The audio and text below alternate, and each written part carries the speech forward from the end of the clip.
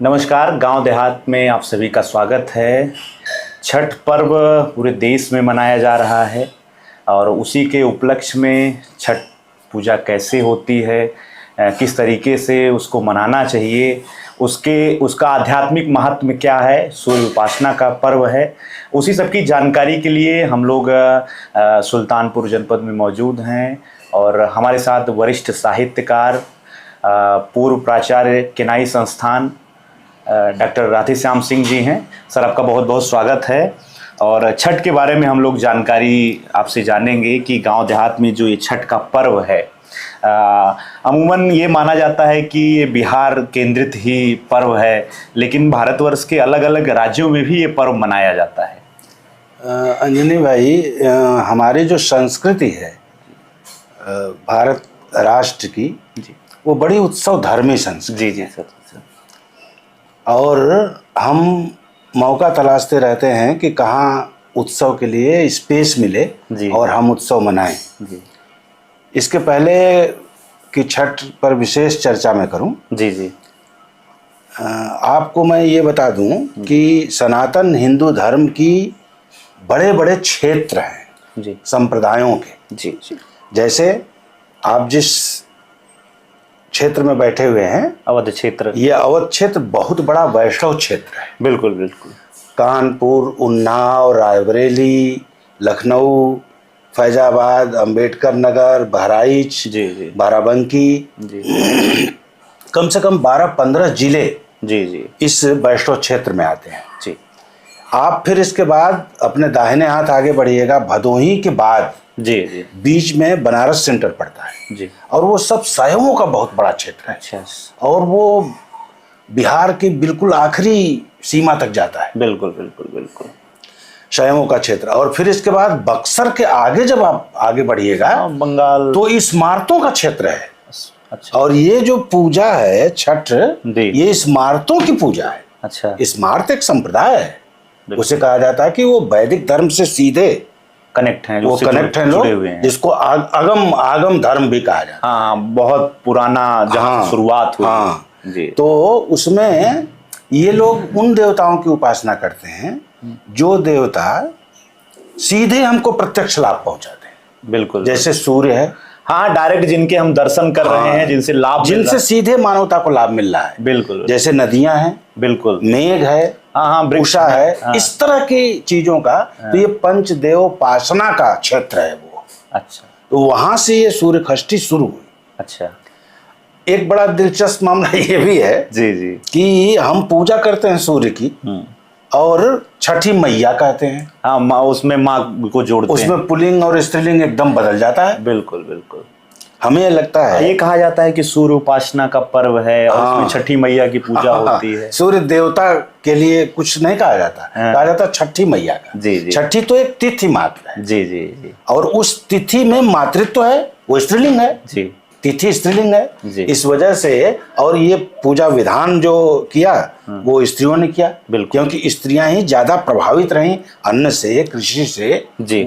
उनका पालन पोषण जैसे भी हुआ बच्चों का, तो उससे ज्यादा पोषित रहीं, तो उन्होंने वो छठी मैया कहना शुरू कर दिया इसको। जी। ये एक ऐसा पर्व है जहाँ की पुरोहितवार को बिल्कुल नकार दिया गया। अच्छा, बिल्कुल। इसमें किसी प्रकार के ब्राह्मण, किसी तरीके का मंत्र, इनकी आवश्यकता नहीं। ये बिल्कुल इसमें इस पर्व में है ही नहीं है। जी। कोई ब्राह्मण नहीं होता। अब हम लोग मंत्र तो सुनते हैं, जी बिल्कुल, वैदिक मंत्र सुनते हैं, औपनिषदिक मंत्र सुनते हैं, लेकिन उन मंत्रों का अर्थ हम थोड़ी जानते हैं। नहीं जानते। और जब ये लोक ने देखा होगा कि जब इसका अर्थ ही हमको नहीं मालूम, तो फिर इसको बीच में लाने का क्या फायदा। हाँ, तो पुरोहितवाद को नकार दिया गया। बिल्कुल। दान दक्षिणा इस पर्व में नहीं है, ये अजीब बात है। जी। पर्व मनाया जाता है और दान दक्षिणा का कोई प्रावधान नहीं, मंत्र का कोई प्रावधान नहीं, पंडित का कोई प्रावधान नहीं, और जाति और धर्म किसी भी संप्रदाय से कोई मतलब नहीं। आज ही मैंने एक जगह लिखा था कि एक बिहार में जो मुसलमान है उसे मनाते हैं क्योंकि कोई बाधा नहीं है। हाँ, वो उनको मनाने के लिए कोई बाधा नहीं, या ऐसा कुछ जो है इसमें नहीं है। हाँ, वो इस तरह की मूर्ति पूजा नहीं है। और सूर्य और चंद्र को तो कुरान में भी अल्लाह की निशानियां कहा गया है कि अल्लाह है, इसके वजह से जानो कि सूर्य और चंद्रमा है। हाँ हाँ, वो उसके प्रमाण है, उसके वो प्रमाण, प्रत्यक्ष और प्रमाण, उसी की पूजा हो रही है जी। तो कुरान सम्मत हो गया ना। बिल्कुल बिल्कुल। तो इसलिए मुसलमान भी इसको उसी चाव से मनाता है। और दूसरी बात कि जितने भी मौसमी चीजें हैं बिल्कुल, वही इसके प्रसाद है।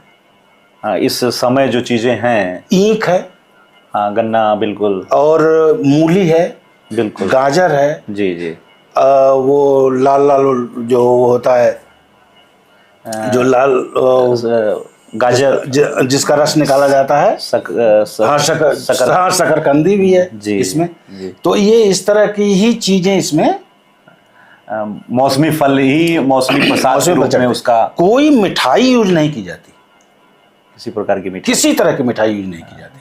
सब जितने प्राकृतिक उत्पन्न उपादान हैं जी जी, वही सूर्य को अर्पित किया जाता है।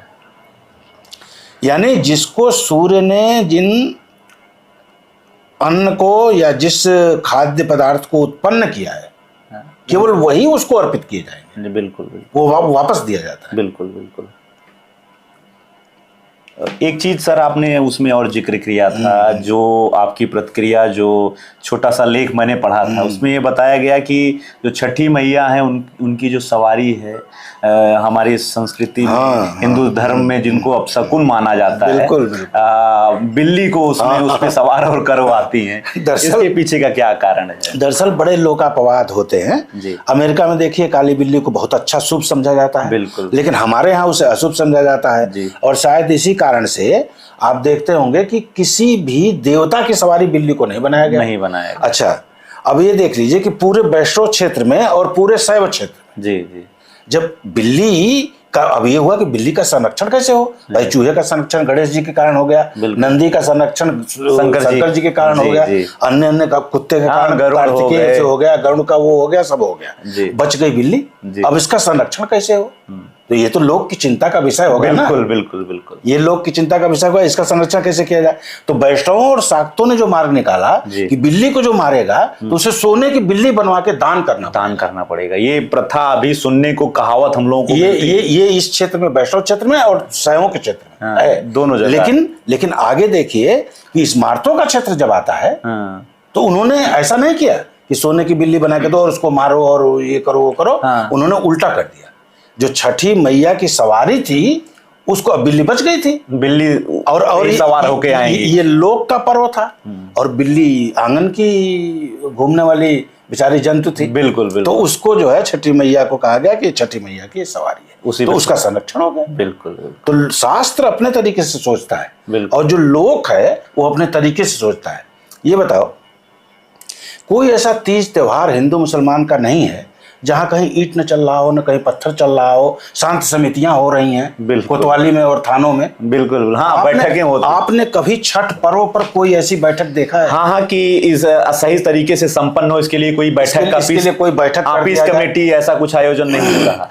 देखो, हमारा ननिहाल है उस क्षेत्र में, स्मारतों। अच्छा जी। तो हम देखते ही हैं कि वहां से नदी यदि दूर है गांव का, गांव की नदी नदी जो है गांव से दूर है, तो वहां पर गड्ढे खोदे जाते हैं। हाँ, पानी, और सुबह से ही गांव के सारे नवयुवक उसमें जुट जाते हैं, जिसमें जान है। वो सब कुओं से पानी खींच के बाल्टी बाल्टी ले आ करके, और इतना पानी भरते हैं उसमें, इतना पानी उसमें भरते हैं कि जल संचय हो जाता है उसमें, पूजा हो सके। पूरे छाती भर पानी में महिलाएं घुस के और वो अपनी पूजा करती हैं। तो न जाति का संकट, न धर्म का संकट, न संप्रदाय का संकट, ये इस तरह का लोक पर्व है। और एक बात और, जी, और ज्यादा महत्वपूर्ण है हमारी समझ से। बिल्कुल बिल्कुल, क्योंकि हमने ये जो महसूस किया है कि केवल कृषि में पैदा हुए ही जो अन्न है वही चढ़ सकते हैं, वही फल चढ़ सकते हैं, बाजार से कोई चीज लानी नहीं है। बिल्कुल।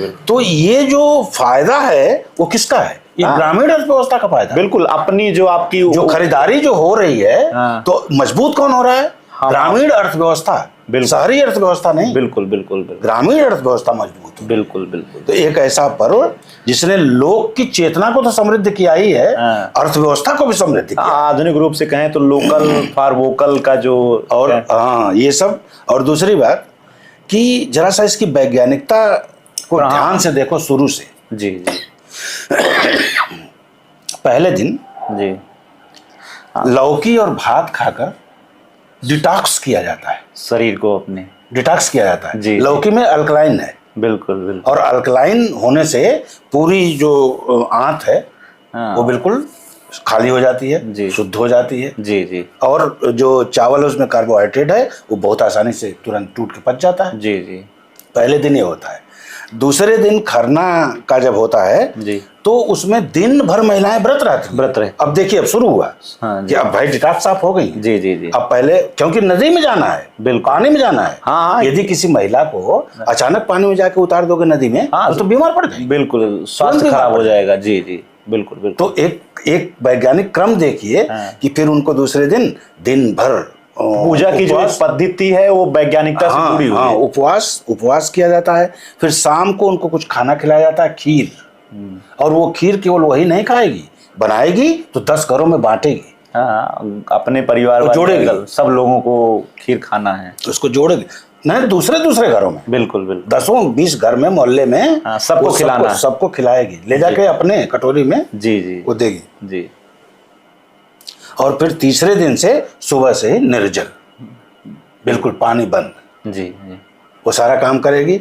दूसरी बात है कि देखो, उगते सूरज को और डूबते सूरज को दोनों को अर्घ दिया जाता है, बिल्कुल बिल्कुल, है ना। जी जी, माना यह जाता है कि हम उसको पूजने वाले हैं जिसने कि कभी भी रंग नहीं बदला, हाँ, चाहे डूब रहा हो तब भी और चाहे उग रहा हो तब भी। बिल्कुल, लोग उठते हैं तो कूदने लग रहे हैं, बिल्कुल बिल्कुल। छठ की पूजा इसकी मनाही करती है हाँ, कि स्थिर रहो, संदेश देती है, हर परिस्थिति में स्थिर रहो, तभी पूजे जाओगे, तभी पूजे जाओगे इस समाज में। बिल्कुल। तो ये सब ये जितने ये सब कार्य हैं। दूसरी बात, आपने कोई फिल्मी गीत सुना छठ पूजा पर? नहीं, कोई नहीं। लोकगीत, लोकगीत ही, सिर्फ लोकगीत। हाँ, और महिलाएं गाती हैं, महिलाएं गाती हैं। शारदा सिन्हा जी अभी नहीं रही, बिल्कुल, अभी नहीं रही। छठ पर्व के दौरान ही जो है उनको हम लोग नमन करते हैं। तो ये सब चीजें जो हैं वो हमारा लोक कितना समृद्ध था, बिल्कुल, हमारा लोक कैसे सोचता था, एकजुट कैसे था, इन सब पूजा पद्धतियों के बारे में सबको जानकारी थी। अब देखो, जो सूप होता है ना, जो सूप होता है जी जी, वो बांस का बनता है, हाँ, है ना। हमारे यहाँ का वो प्रमुख जो है उत्पाद भी है जनता का। और उसको लोग जब खरीदते हैं, उसकी डाली और सूप, डाला में फल होता है और सूप में अर्घ दिया जाता है ना जी। तो अब ये दोनों चीजें खरीदी जाएंगी और भारी मात्रा में खरीदी जाएंगी। हाँ, मजबूती और तो बढ़ावा। तो एक तो कलाओं का संरक्षण हो गया, बिल्कुल, जो हस्तकलाएं हैं बिल्कुल, उनका संरक्षण हो गया जी। ग्रामीण अर्थव्यवस्था को मजबूती मिल गई खरीद करने से, बिल्कुल बिल्कुल, है ना। हाँ। और यदि भाई आज बड़े बड़े अमीर लोग हैं, हाँ, अमीरी दिखाने के लिए पीतल का सूप, सोने का सूप ले जा करके, ऐसी कोई प्रथा नहीं है, नहीं प्रथा नहीं है, बल्कि उसको लोग थूकते हैं, बिल्कुल, उसको लोग कहते हैं कि ये दिखाने आया है, बिल्कुल, ये दिखाने आया है, बिल्कुल। दूसरी बात कि अब कोई जज है, कोई कलेक्टर है, तो पता चला कि उनका कोई कारिंदा है, वो सर पे लेके चल रहा है, जबकि बिल्कुल छठ में इसकी मनाही है, बिल्कुल। आप कितने भी अमीर हो, हाँ बिल्कुल, आपको सामान्य तरीके से ही सामान्य तरीके से। और दूसरी बात है कि यदि पत्नी ने व्रत रखा हुआ है तो पति स्वयं पगड़ी उठा के लेके आए, अपने जाएगा।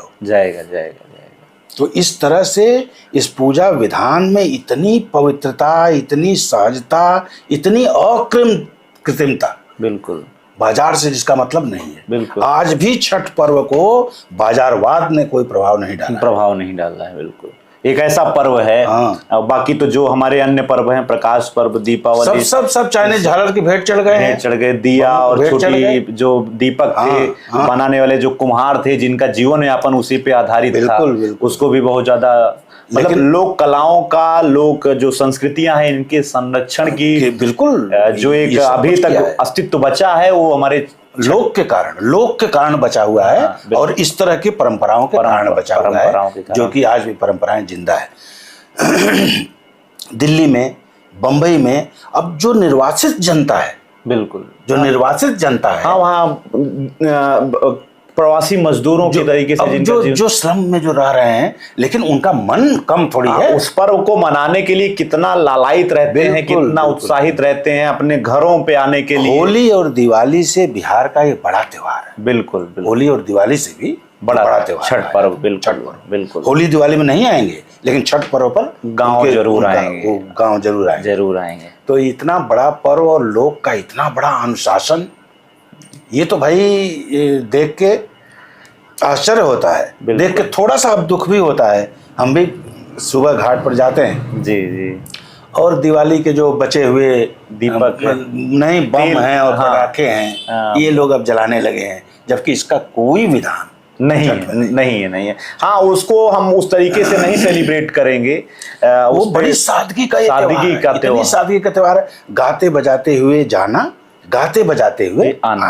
और बात और आप नहीं जानते हो जी, शाम को दोपहर को अब इस समय वो जिसको जो इनका पकवान बनता है छठ का, उसको ठेकुआ कहा जाता है। जी, उसके बारे में अब ये दोपहर को ठेकुआ बनेगा जी, और ये शाम को चढ़ जाएगा। ठीक ना? हाँ। ये शाम को चढ़ जाएगा। अब इसके बाद फिर वो महिला आएगी, नहा के नदी से आके नहाएगी, फिर आके घर में भी पूजा पाठ करेगी जी। फिर रात को ठेकुआ बनाएगी और वो ठेकुआ फिर सुबह चढ़ेगा। बिल्कुल। इस तरह से जो ताजे व्यंजन हैं वो सूर्य को अर्पित किए जाते हैं। बिल्कुल। अर्पित करने की परंपरा है। बिल्कुल।